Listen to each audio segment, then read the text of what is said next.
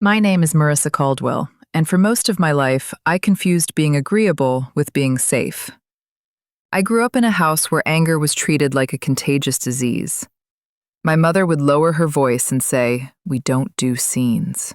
Like scenes were something only careless people made. My father would tighten his jaw and go silent for days, punishing you with the absence of warmth instead of the presence of rage. The rule was simple. If you needed something, you learned how to ask without sounding like you needed it. So I became good at softening my edges. At school, I was the girl teachers liked because I never disrupted. At home, I was the daughter relatives praised because I never embarrassed. And when I met Thomas Caldwell at 26, I was already trained to confuse calm with love. Thomas wasn't flashy. He didn't flirt like a performer. He listened, nodded, asked the kinds of questions that made you feel interesting. When he talked about work, private equity, acquisitions, turnarounds, he did it with the tone of a man describing weather, not ambition. It felt safe. Like being with him meant I'd never have to carry the loud parts of life again. My parents adored him instantly. My mother said he was a man with direction. My father, who rarely admired anyone, called him serious. Thomas smiled and shook hands and remembered names, and within months, my family acted like my future had finally been secured. When he proposed, it wasn't dramatic. No crowd, no photographer. Just dinner at a quiet restaurant, a ring that looked expensive but not loud, and a sentence that sounded like a decision more than a question. "Marissa, let's make this official." I said yes, because yes was what I'd been trained to say when stability appeared. The first red flag was paperwork. Before we even picked a venue, Thomas brought home a folder. "Prenup," he said, like he was saying umbrella. Practical, necessary, standard. His lawyer framed it as protection for both of us. My parents encouraged me to sign quickly. "This is normal," my mother whispered. "Wealthy people do this. Don't turn it into a thing." Don't turn it into a thing. That sentence has been used to bury more women than any graveyard. I asked if I could have it reviewed. Thomas's smile didn't change, but his eyes sharpened. "Of course," he said, voice light. "If you need to." That "if you need to" landed like a quiet accusation. I felt myself shrink back into my old role, the easy one, the reasonable one, the woman who doesn't slow the process. Still, I hired an attorney. Quietly. I didn't tell him. Her name was Elaine Porter. She was older, practical, the kind of woman who didn't waste words trying to impress you. She read the agreement twice without speaking, then sat back. "This is aggressive," she said. "Not unusual for his world, but aggressive." I waited. Elaine tapped a page near the back. "This clause is interesting." She slid the paper toward me. Buried among definitions and boilerplate was a paragraph about spousal consent and renewed authorization for certain transactions tied to jointly endorsed assets. Elaine explained it in plain language. If my signature or credit was ever used to secure or leverage an asset, Thomas couldn't later liquidate or transfer that asset without my explicit consent at the time of the transaction. Not assumed, not implied, renewed. His lawyer probably included it to make the agreement look balanced, Elaine said, but it creates a lever. "A lever?" I repeated. Elaine's mouth twitched. "A lever is only useful if the other person forgets it exists." Thomas's lawyer probably assumed I'd never matter financially, that I'd never be brought into anything complicated, that I'd be kept as decoration while men moved money around me. I signed the prenup. Thomas kissed my forehead and said, "Thank you for being sensible." That was the first time I felt the shape of a cage. Marriage at first was easy in the ways that make you miss what's missing. We bought a house in a neighborhood where every driveway held a polished car and every mailbox matched. Thomas traveled. I learned how to fill the quiet with routines, grocery lists, gym classes, charity events his colleagues' wives attended like jobs. When I asked about finances, Thomas would smile and say, "We're fine. It's handled." Handled. Another word that sounds like comfort until you realize it means you're not allowed to touch it. For a while, I didn't mind. I had grown up believing that if a man handled the loud parts of life, a woman's job was to keep everything smooth. Then my aunt died. Aunt Rosa wasn't rich. She was stubborn, funny, the only relative who told the truth, even when it made people uncomfortable. She left me a modest inheritance, enough to put away, enough to matter to someone like me. It was the first money ever given to me that felt like mine. Thomas's reaction was immediate, almost reflexive. "We should consolidate it," he said, "for tax efficiency." He said it like I'd be irresponsible not to. He opened accounts, scheduled meetings, put documents in front of me with sticky notes marking where to sign. "Just formalities," he said, "authorization, so I can move it properly." For the first time in our marriage, my hand hesitated above a signature line. "What exactly is this?" I asked. Thomas looked up from his phone. His expression was mild, but the temperature in the room shifted. "Marissa," he said gently, "you don't need to stress about the details." I stared at the paper. It wasn't just an authorization. It was a grant of management rights. It would allow him to move my inheritance into an investment vehicle I wouldn't control. I thought of Elaine's comment, "A lever is only useful if the other person forgets it exists." I smiled, because smiling is what I'd been trained to do when resistance would be punished. "Okay," I said, and I signed. But that night, when Thomas fell asleep, I took the folder from his briefcase and read every page. It took me 3 hours. The language was thick, designed to exhaust you. But I kept reading anyway, line by line, sentence by sentence, until my eyes burned and my throat felt tight.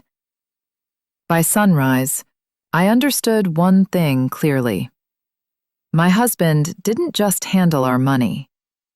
He used me. My name, my signature, my clean credit history, those were tools. They were a veneer of stability he could lay over complex deals. He didn't need me to understand. He needed me to comply. And I had complied for years. I didn't confront him the next morning. I didn't throw papers. I didn't cry. I made coffee. I kissed his cheek. I asked if he wanted eggs. And then, quietly, I began to change. Not the kind of change people notice, the kind of change that builds.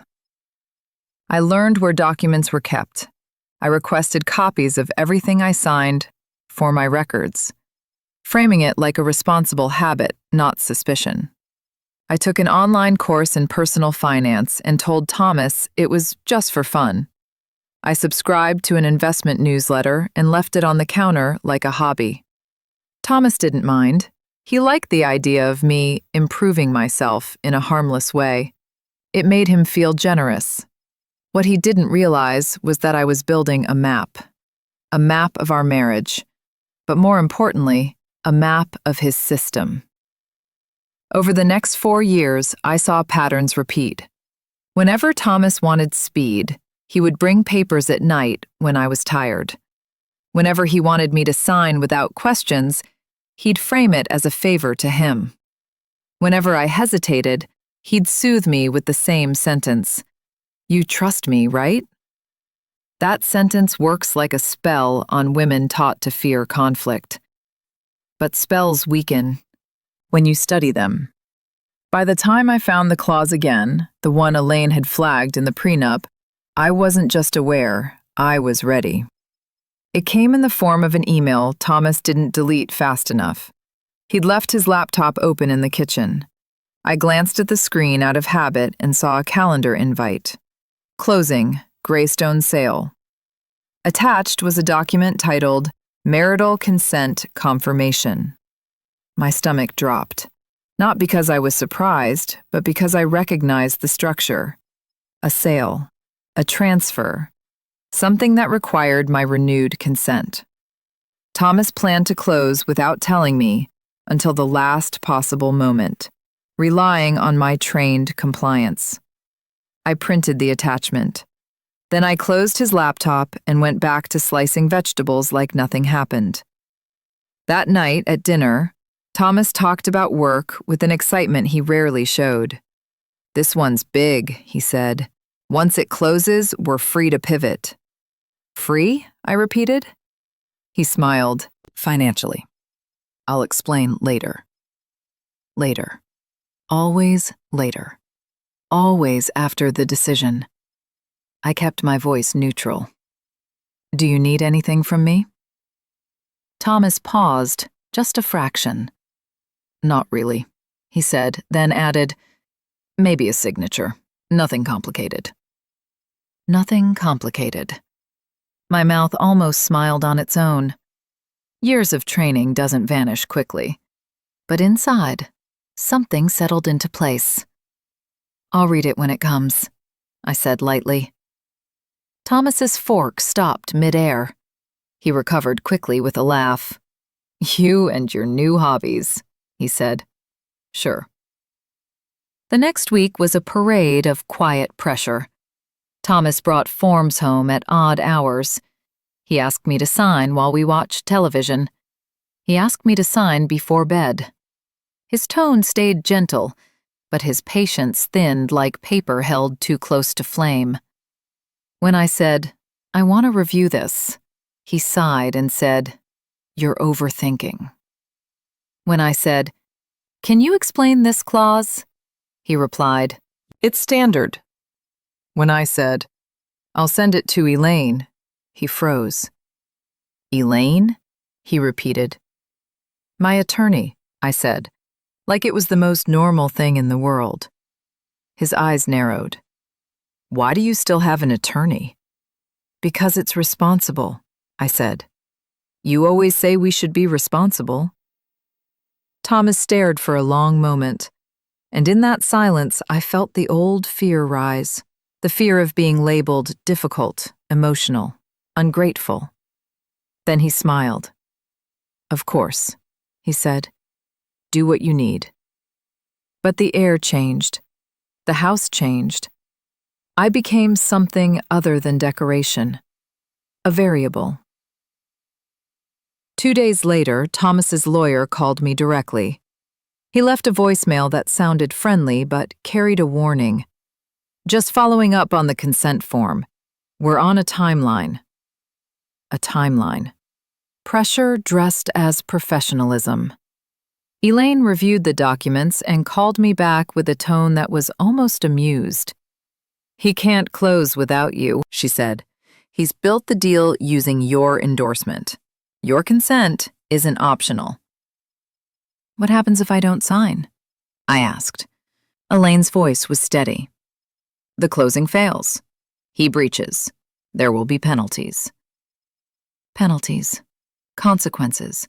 The language of accountability. I felt a strange calm, like my body had been holding its breath for years and had finally exhaled. I didn't refuse immediately. I didn't send a dramatic email. I let the timeline tighten.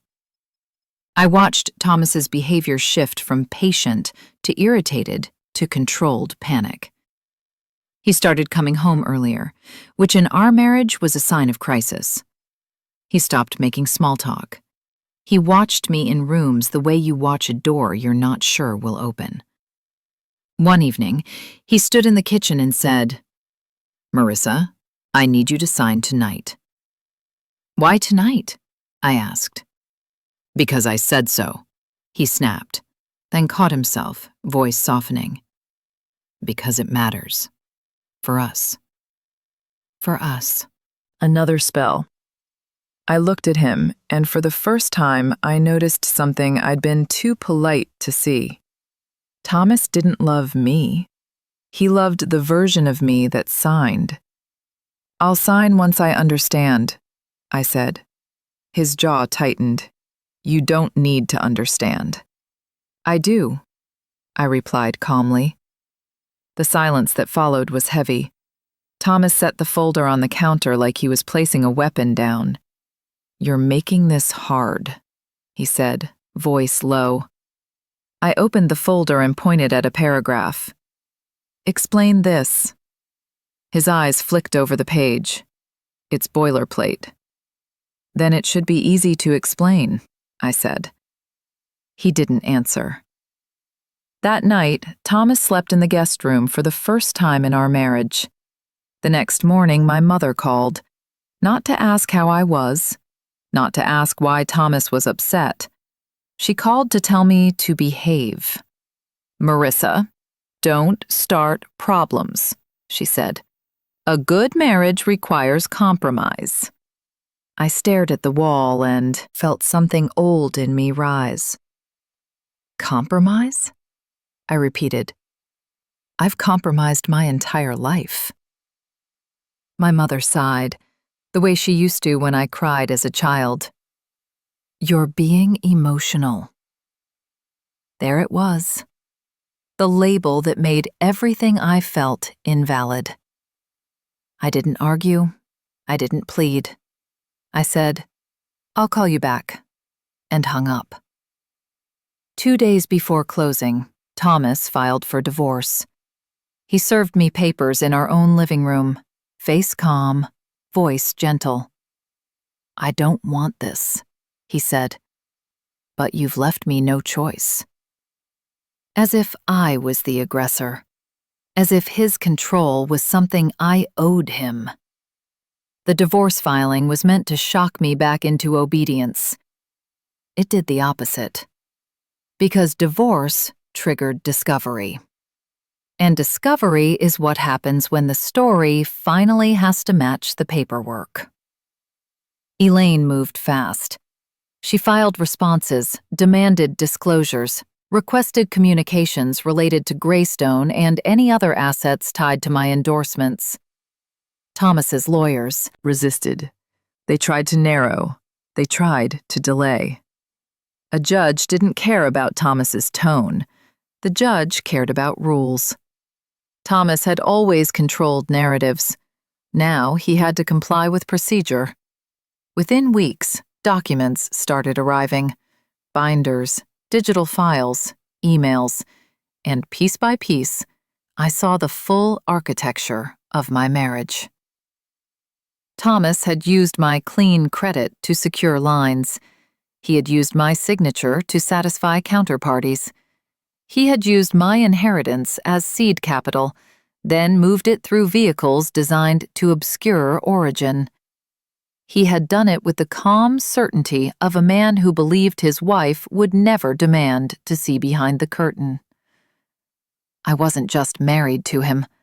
I was embedded in his machine. But that machine had one weakness. It required my renewed consent at key moments. Thomas realized, too late, that by filing for divorce, he had handed me the flashlight. He called me late one night, voice strained.